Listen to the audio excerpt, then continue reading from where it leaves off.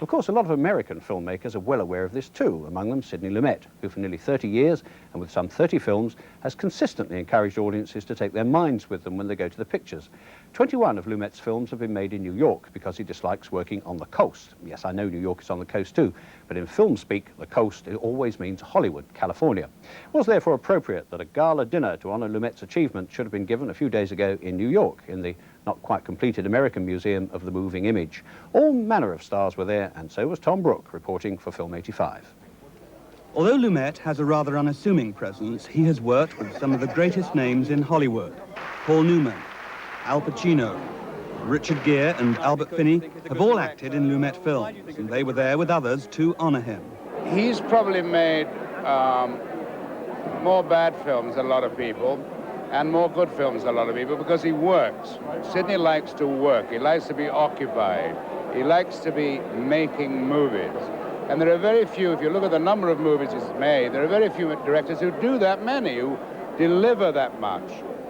And when you work with him, what's exciting about him is that pace, that energy, and also his love of filmmaking.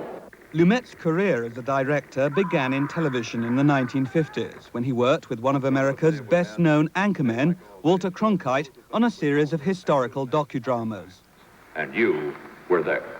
At the dinner, Cronkite recalled what it had been like to work with Lumet then. Sidney was the first theatrical director I'd ever worked with. And it did take just a little bit of getting used to. No news director had ever before called me darling and beautiful. Joking apart, Walter Cronkite is well aware of Lumet's talents. When Sidney comes into the first rehearsal, the first blocking, he knows those characters better than any of the actors know the characters, which gives him this great strength. Lumet made his directorial debut in film in a widely acclaimed picture starring Henry Fonda and Lee J. Cobb, a courtroom drama called 12 Angry Men.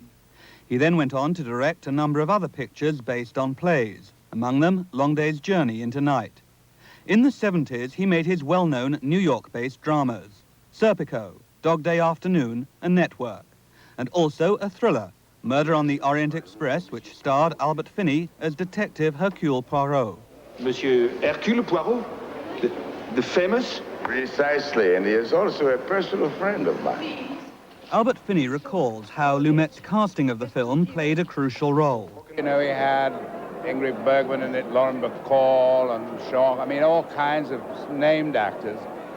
And he gave the subject a layer of glamour, which it in fact doesn't really have, but it made the film. One of the characteristics of Lumet's career, partly the penalty, no doubt, for being so prolific, is that he's had a number of failures. Many think Daniel falls into this category, a film he made in 1983, which was a fictionalized account of the lives of the children of executed American spies Julius and Ethel Rosenberg. Timothy Hutton, who starred in Daniel, says although the film got poor reviews, it exposed Lumet's strength rather than weakness. We did a very difficult movie together, Daniel, and I would think that if any weaknesses were to come out in anyone, that would be the movie that it would happen on, and everyone was put under an enormous pressure and really put to the gun, and Sidney kept everybody very focused, very concentrated. Did it matter to him, do you think, that the film didn't do terribly well in terms of reviews? I think for everyone involved with the film, it did do well, because it's what everybody wanted the film to be. It didn't do well in other people's minds, but they weren't the ones who made it. Do you think he has a trademark as a director? Yeah, reality. An example of Lumet reality is The Verdict, in which Paul Newman gives one of his best performances as a Boston lawyer who's hit rock bottom. It's just a shame what happened to your husband, Mrs. D. I knew him vaguely at the lodge. He was a wonderful man. Paul Newman says the reason why Lumet is such a good director is because he loves actors, a view generally shared by his other leading men. It's like hanging out with a leprechaun or something. I mean, he's just full of energy and leaping about, and always has time for everybody.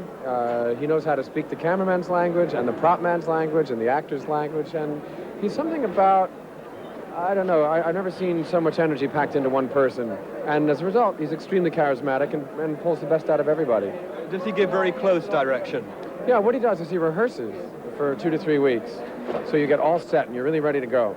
Then you get on the floor and you think you're totally familiar with it, and he'll come up at the last minute and whisper something astonishing in your ear that makes you seem totally different. And that makes it fresh, so you don't get a sense of repeating yourself. Of course, there were those at the gala dinner who'd never worked with Lumet but wanted to, like comedienne Joan Rivers, who was hoping to be offered a starring role in a new Lumet film. I have begged any time, any place for him. Will it happen? I haven't seen Sidney calling me. I've been wearing my phone number on my back for a week. When it finally came to Lumet's turn to speak, his message was simple. I get back an awful lot of what I pour out. And I get it back from a great many people who are here tonight. There has hardly been a moment in the last 30 years when Lumet hasn't been working on a film. The present day is no exception. Richard Gere will be starring in a new Lumet film which will be out in the new year. It's a very good movie. It's an interesting movie. It's called Power, and it's about political media consultants, which ought to be rather interesting, I hope. Do you think it'll be a hit? Never know. I never know. The noted leprechaun Sidney Lumet, though I suppose everyone looks like a leprechaun from Christopher Reeve's height.